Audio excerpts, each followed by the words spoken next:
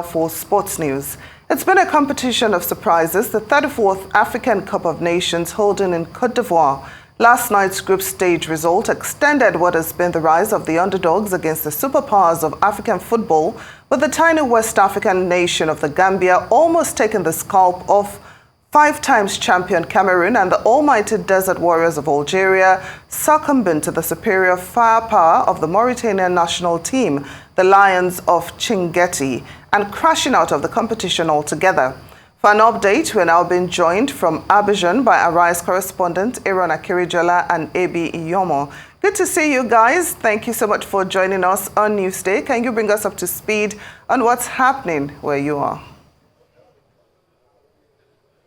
All right. Thank you very much, Emito. Good afternoon to you, Hawa. And now let's actually press it further and say that massive upsets were seen and witnessed yesterday across the plain from Yamoussoukro down to Abidjan and the rest of them. Bouake, we've seen great upsets happen in different stadiums across this country. And one thing is certain, today we'll certainly follow suit because all is at stake for the last set of matches from this round-robin session that we will now finally determine those who will be advancing into the round of 16. And AB, if you were to sum up yesterday's superlative performances that saw Gambia lose to Cameroon, Guinea lose to Senegal, Angola beat Burkina Faso 2-0, and the biggest shock of the day, Mauritania beating Algeria, how would you summarize yesterday's events? Well, yesterday's events totally was exciting and unpredictable. I think at some point in Algeria's group, they had a chance to even top the table. That's before the game started. If they had won the game against Mauritania by 2 goals, they could have been top of the table. But sadly, that did not happen since Algeria won the African Cup of Nations in 2019. They lost out in group stage in 2021 AFCON. They did not qualify for the World Cup. And they've also lost out of the group stage to Mauritania, who just secured their first AFCON victory ever. And we also saw Cameroon at some point. They were on their way out. They were losing by 2-1. But 2 quick goals in the extra time ensures that they scaled through and they will face Nigeria in the round of 16. I think it's been exciting. And when it comes to football, when you can predict it, it's no longer football. When you cannot predict it, when fans do not know what to expect, that is when the beauty of the round leather game comes out to play. All right, the beauty of the round leather game, we've seen that aplenty here at the 2023 Africa Cup of Nations. The last round of matches, the last opportunity for teams to stake a claim for themselves and also punch their tickets into the round of 16 will be happening today. More importantly, permutations are actually rife in the air because you might not finish in the first or second position in the respective group, but based on the fact that you can actually punch a ticket through as best loser, gives several teams a lot of impetus going into the game, into the fixtures today, and more importantly, something to fight for. Because later on today from Group E, Namibia will be taking on Mali. Mali are topping Group E at the moment. South Africa will be taking on Tunisia. And for Group F, Tanzania against DR Congo, while the Chipolopolo of Zambia, winners in 2012, will be going against the Atlas Lions of Morocco. And AB, as it stands right now, delicately poised. We know that, more importantly, the table for the best losers will be complete today based on results from Group E and Group F.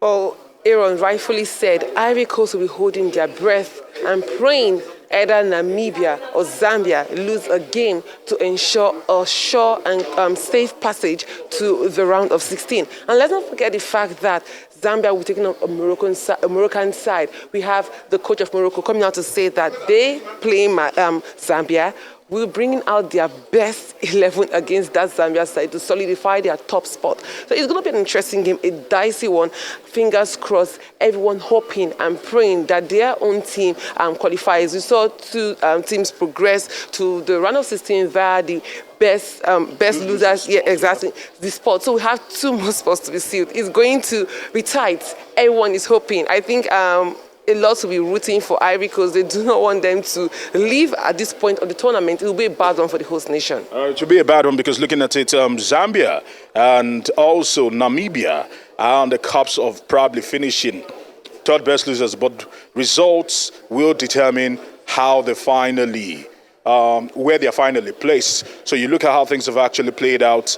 There's still all to play for today, and more importantly, not just four, but I mean not just 4 spots left, but we have 5 spots left, and this is what happens when you have an expanded tournament because 24 teams. Previously, this wasn't the case, and right now because it's more elaborate and it's an expanded version of the Africa Cup of Nations, we're beginning to see more permutations, more calculations, and as it stands right now, a lot of anticipation. Definitely a lot of anticipation from the team. In total for these group stages, even if it's going to be ending today, we've seen the best of match action. We've seen a lot more competitiveness from teams as opposed to the other AFCON games we've seen. In the past, Aaron, when you see probably a Tunisian side taking on the Malian side, you'll be rest assured that probably Tunisia will come out the victor. But that is not the case now. You have to be smart, alert and instinctive at this tournament to ensure that you get your maximum 3 points, because if you snooze, you lose. That's the name of the game. If you snooze, you lose. But more importantly, for those critics who said that Minos coming into this tournament will just make it a drab tournament, in your face, because at the moment we're having the best Africa Cup of Nations yet, with the supposed Minos literally shocking the big wigs and established teams, previous winners to the bones. And as it stands right now, it's all to play for. 4 games, 5 sports. We will be taking them. We'll find out after 90 minutes. Well, it's all very exciting. You guys did a really good job of wrapping that up for us. Thank you so much, AB and Aaron.